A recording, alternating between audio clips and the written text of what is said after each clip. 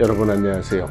이 박사입니다. 이번에 중국에서 상업은행법을 손을 봅니다. 그래서 중국인민은행이 우리나라의 입법 예고에 해당이 되는 이번 개정안에 대한 공개 의견 청취에 들어갔습니다. 이번 상업은행법의 개정은 여러 가지로 시사하는 바가 있는데요. 이 부분에 대해서 여러분들과 함께 알아보도록 하겠습니다. 다 아시겠지만 인민은행은 우리나라의 한국은행에 해당이 되는 중국의 중앙은행입니다. 그리고 중국이라는 국가 체제로 볼 때 이런 법안은 사실상 큰 변경이 없이 시행이 되어 왔죠. 그래서 우리는 이번에 중국 정부가 어떻게 상업은행법을 수정하려고 하는지를 분석을 해서 중국의 향후 금융정책의 방향을 가늠할 수 있을 것입니다. 중국인민은행은 개정안을 내놓고 또 개정안에 대한 설명, 이렇게 두 가지 문건을 발표를 했습니다. 이 내용 중에서 설명 부분을 보면 8가지의 포인트를 지적을 하고 있는데요.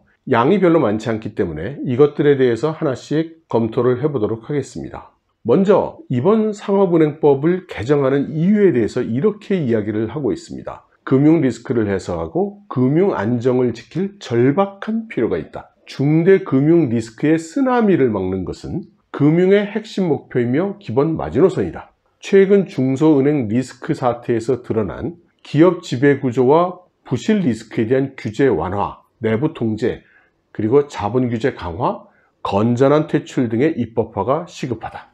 어떻습니까?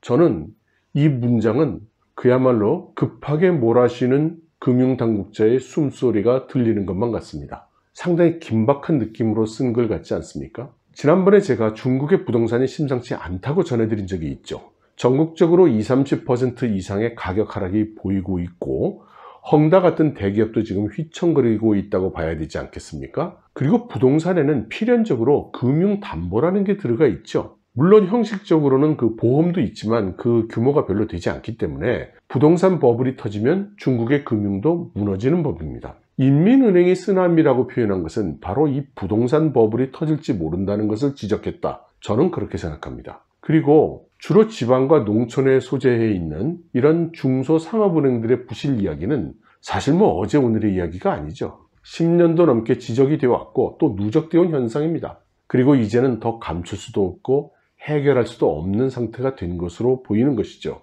대부분의 지방은행들은 은행의 오너들이 자신들의 사적인 목적으로 자금을 운영하는 것이 당연한 것처럼 되어 있습니다.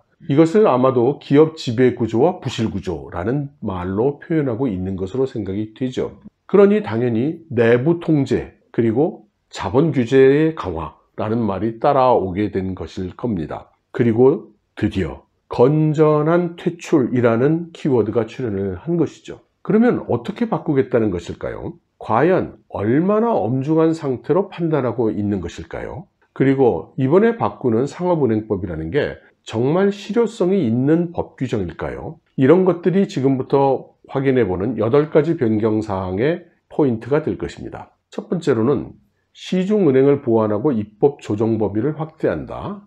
마을과 읍의 은행 범주를 명확하게 한다. 미래에 출현할 새로운 상업은행을 위한 법적 공간을 미리 확보한다. 정책은행, 농촌신용협동조합, 농촌협력은행, 재무회사 등이 시중은행 업무를 하는 것을 명확히 하고 본 법의 관련 규정을 적용하여 기능감독 원칙을 구현한다. 우선 법 체제를 정비한다고 하고 있죠. 중국은 입법과 사법이 행정과 분리되어 있는 삼권 분립이 되어 있지 않죠.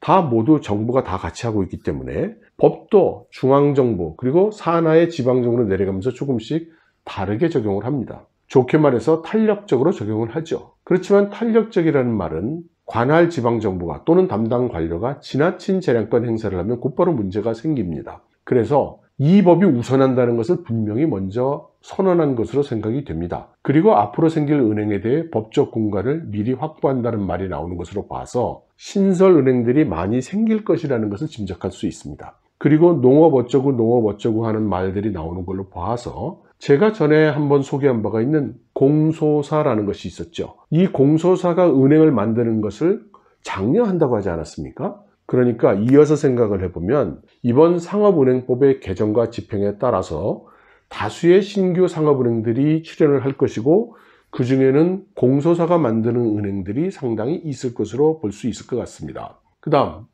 분류접근과 차별화 관리 감독 메커니즘을 수립한다. 상업은행 진입 조건을 정비한다. 서류, 주주의 자질과 주주 취임 금지 조건에 대한 규정을 강화한다. 상업은행의 분류, 진입 조건에 대해서 유임성 규정을 둔다. 상업은행의 전문화 발전을 유도하고 리스크 관리 감독, 차별화 요구 등에 대해서 구체적인 규정을 둔다. 이 규정은 다른 것을 의미하는 것이 아닙니다. 상업은행을 만들고 대주주가 만들 때 이 대주주에 대한 자격을 강화하는 것입니다. 저희가 지금 검토하고 있는 이 설명문이 아니라 새로 만들어진 그 법규 안 내용을 보면 상당히 명확합니다. 개인 채무가 너무 많거나 기타 금융책임처벌에서 아직 5년이 경과하지 않은 자, 그리고 기타 상업은행 경영을 통해 무엇인가 사회에 도움이 되지 않을 행위를 할 것만 같은 그런 사람들은 상업은행의 주주가 될 수 없도록 제한을 하겠다는 것입니다. 이것은 현재 중국의 상업은행 대주주들이 어떤 사람들인지를 시사하는 바이기도 하거니와 이런 명확하지 않은 규정을 가지고 과연 실효성 있게 양호하지 않은 대주주의 등장을 막을 수 있을지 의문이 가기도 합니다. 아무튼 대주주 이슈가 가장 먼저 나왔다는 것은 저희들에게 뭔가 시사하는 바가 있다고 하겠죠. 그 다음을 보겠습니다. 상업은행 법인의 관리를 개선한다. 제3장을 신설해서 상업은행의 회사관리라는 현행 감사 제도 중에서 유익한 방식을 받아들여서 글로벌 경험을 참고를 해서 시중은행들에 대한 관리 요구를 실행한다고 했습니다. 주주의 의무, 그리고 주주가 할 수 없는 금지 행위 조항을 증설을 해서 이사회, 전문위원회, 독립이사 등의 사항을 규범화한다. 감사의 독립성과 감사 역할을 높이고 감사회를 만들어서 감사기관에 보고하는 시스템을 갖춘다. 내부 통제를 완비하고 통제 체제와 정보 공개 및 관련 거래 관리를 규범화한다. 그러니까 대주주들의 전횡을 막겠다는 이야기죠. 앞의 2항이 자격 없는 사람들이 상업은행의 대주주가 되는 것을 막는 것이라면 이 조항은 대주주들의 전횡을 막고 통제하려고 하는 것이죠. 이것을 위해서 감사 기능이라든가 이사회의 기능을 강화한다는 그런 뜻이 되겠습니다. 의도는 참 좋은데요. 사실 제도가 없어서 전횡을 막지 못한 것은 아니었던 것 같습니다. 어차피 감사든 이사회든 다 대주주 사람들이 맡는 것이 현실이지 않겠습니까? 우리나라 재벌기업들의 이사회도 거수기 역할을 하는 사람들이 사회이사로 와서 앉아있는 것과 비슷하죠. 다음을 보겠습니다. 자본과 위험 관리를 강화한다. 제4장 자본과 리스크 관리에서는 바젤 협약 3 자본 감독 요구를 실행할 것을 요구를 하고 자본 규제 원칙을 확립하고 거시적인 신중한 관리와 위험 감독 연구를 명확하게 할 것을 요구한다 라고 했습니다. 이 바젤 3 협약이라는 게 뭔지 찾아보니까 결국 각 국가별로 서로 은행 감독 기준이 다르기 때문에 국제적인 공조를 강화하기 위해서 일종의 표준을 함께 만든 것이죠. 그래서 바젤 협약 1, 2, 3이 있는 것 같습니다. 그리고 이 세 번째 협약의 주요 내용은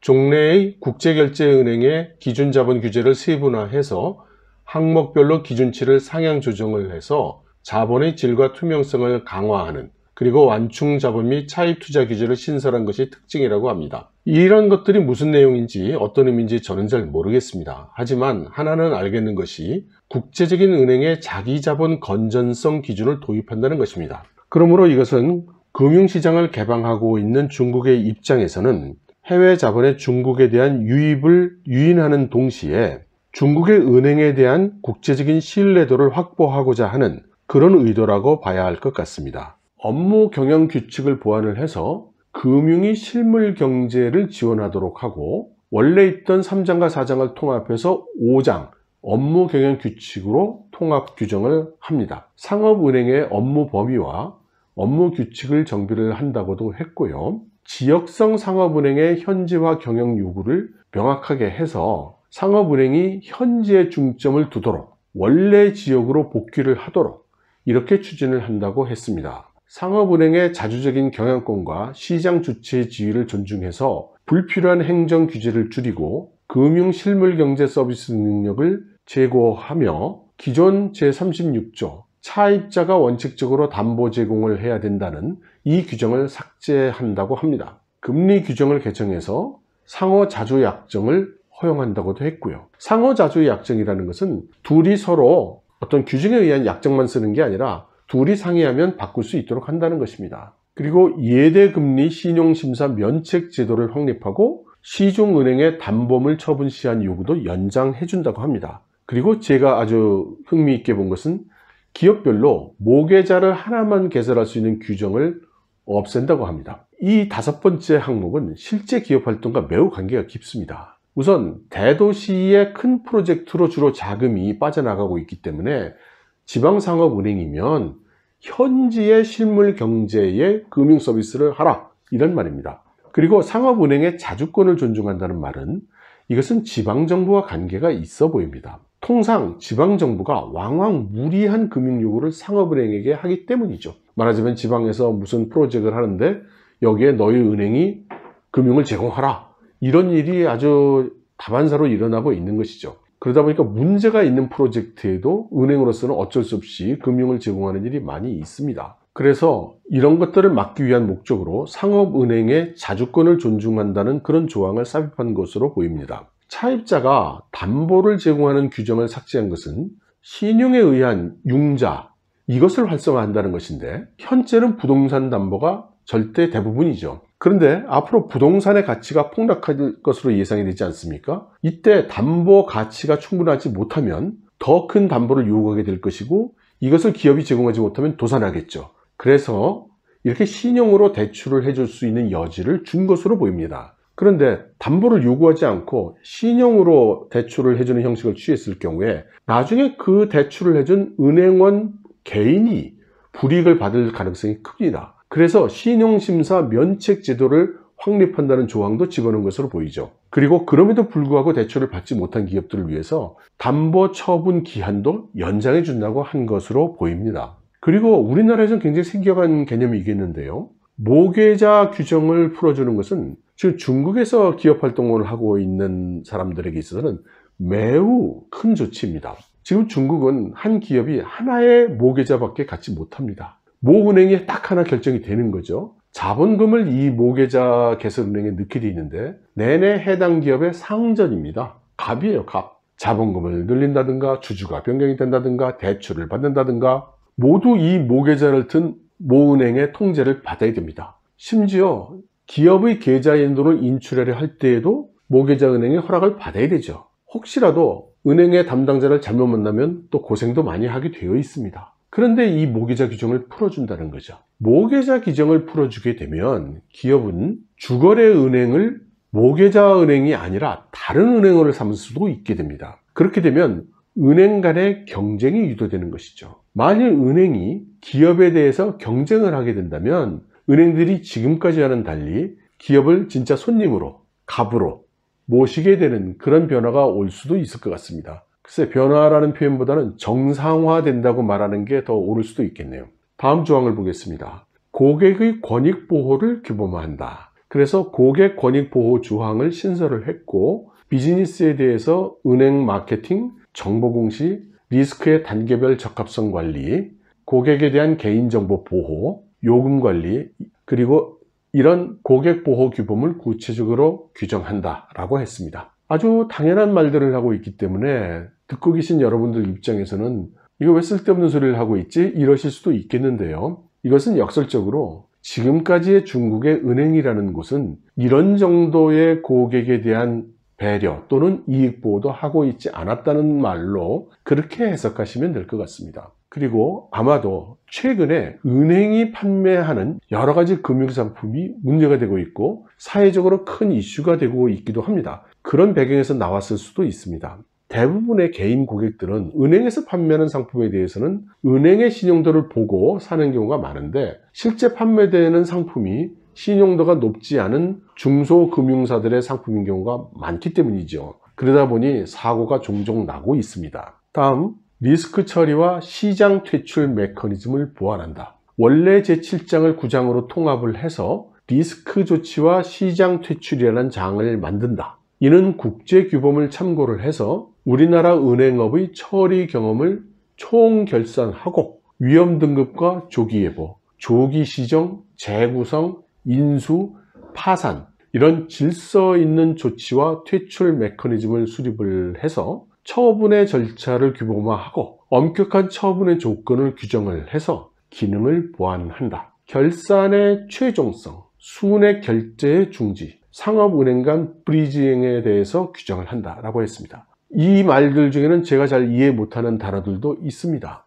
제가 이해하는 범위 내에서 짐작으로 말씀을 드린다면 이 조항은 중국 당국이 상업은행들의 파산에 대해서 준비하고 있다는 것을 보여준다고 생각합니다. 이제까지는 소수의 지방은행들을 파산 처리한 예가 있기는 하지만 지금까지 대체로 중국 당국은 은행의 파산이라는 것은 가능한 한 막아왔습니다. 그런데 아마도 이제는 당국의 힘으로 막을 수 있는 한계를 벗어날 것임이 너무나 확실하게 보이는 게 아닐까요? 그래서 지방의 불량 채권으로 인한 은행 파산은 어쩔 수 없는 상태가 될 것 같거니와 정상적으로 운영이 되던 상업은행들이라 하더라도 만일 저희가 지금 걱정하고 있는 부동산 버블의 충격이 정말로 발생한다고 하면 대량 파산, 연쇄도산 이런 것들이 일어날 수 있습니다. 그러니까 중국 당국으로서는 신속하게 준비를 해서 은행 파산을 처리를 해야 되는 거죠. 그리고 은행 파산이 엄청난 사건으로 여겨지지 않도록 정해진 절차에 의한 정규적인 현상으로